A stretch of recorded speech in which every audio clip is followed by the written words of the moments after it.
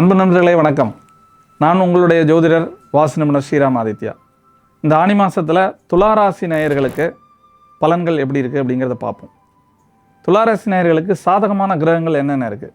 சனி 6ஆம் வீட்டில் இருக்கார், அது ஒரு சாதகமான அமைப்பு. 10ஆம் வீட்டில் சுக்கிரன் இருக்கார், அது சாதகமான அமைப்பு. சூரியன் 9th, கேது 11th, இந்த 4 கிரகங்கள் உங்களுக்கு ரொம்ப சாதகமான நிலையில் இந்த மாதத்தில் இருக்கிறது. இதுவரையிலும் 9ல் இருந்த குரு பகவான் இப்போ 10ஆம் வீட்டுக்கு வந்திருக்கார். ஆக நீங்கள் இருக்கிற உத்தியோகத்தை தக்க வச்சுக்கணும். புதிய முயற்சிகள், வேறு இடங்களுக்கான உத்தியோகத்துக்கு ட்ரை பண்ணுறது, இதெல்லாம் ஒரு மன சஞ்சலத்தை தரும்.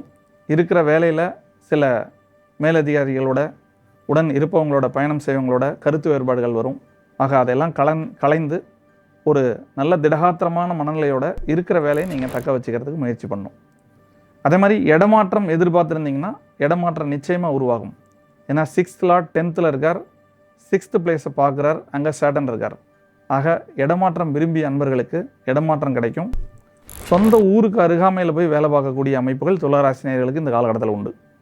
சனி என்னுடைய வீட்டுக்கு அருகாமையிலிருந்து ஒரு 10-20 கிலோமீட்டருக்குள்ளே நான் வேலை பார்த்தா பரவாயில்லைன்னா இந்த காலகட்டத்தில் அது நடக்கும்.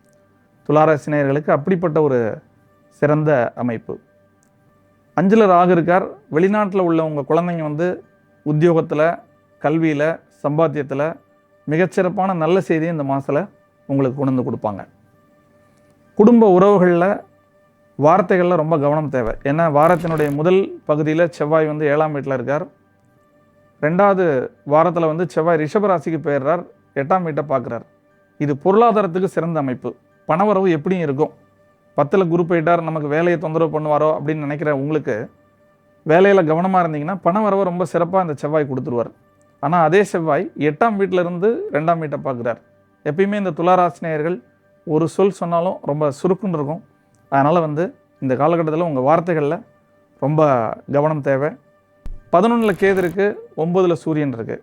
இது ஆன்மீக குருமார்களுடைய ஆசி இந்த காலகட்டத்தில் உண்டு. உங்களுக்கு யாரை பிடிக்குமோ, ராகவேந்திரர், ராமானுஜர், ஆதிசங்கரர், இந்த மாதிரி குருமார்களுடைய இடங்களில் போயிட்டு ஒரு வழிபாடு பண்ணிட்டு வாங்க. நல்ல ஜீவ சமாதிகளுக்கு போய் வழிபாடு பண்ணிட்டு வாங்க. மிகப்பெரிய சக்ஸஸாக இந்த மாதம் நீங்கள் பெறுவீங்க. ரொம்ப முக்கியமான விஷயம் அப்படின்னா இருக்கிற வேலையை ரசித்து அனுபவிங்க. புதிய மாற்றத்துக்கு தயாராகாதீங்க. இதுதான் உங்களுக்கு துளாராசினியர்களுக்கு கொடுக்கக்கூடிய ஒரு முன்னெச்சரிக்கை அப்படின்னு சொல்லலாம். ஜாக்பாட் யாருக்கு இந்த மாதம்? துளாராசியில் பிறந்தவங்களுக்கு யாருக்கு ஜாக்பாட்?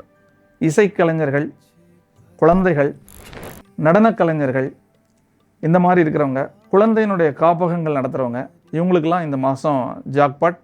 அதே மாதிரி பியூட்டி பார்லர் நடத்தக்கூடிய சகோதரிகளுக்கு இந்த காலகட்டத்தில் ரொம்ப அற்புதமாக நடக்கும். ஏன்னா 10ல் சுக்கிரன் இருக்கார், குருவோடு சேர்ந்துருக்கார்.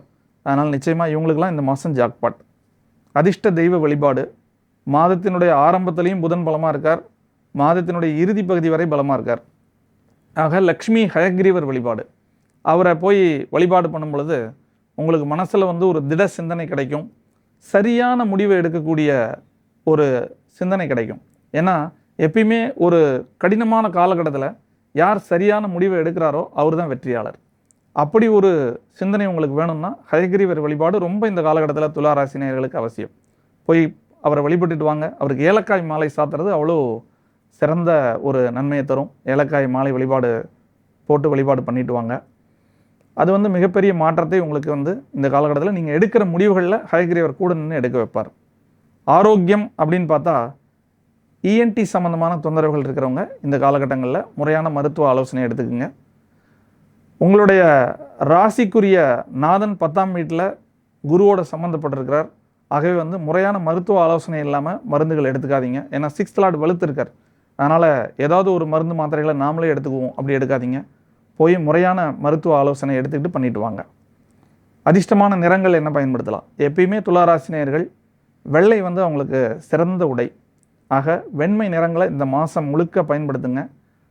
மிகப்பெரிய வெற்றியை இந்த மாதத்தில் அடையுங்க. ரொம்ப முடிவுகள் எடுக்கும் பொழுது நிதானமாக எடுக்கிறது தான் துளாராசிக்கு இந்த மாதத்தில் உள்ள ஒரு சிறந்த வெற்றியை தரக்கூடிய ஒரு ஆலோசனையாக இருக்கும். வாழ்க வளமுடன்.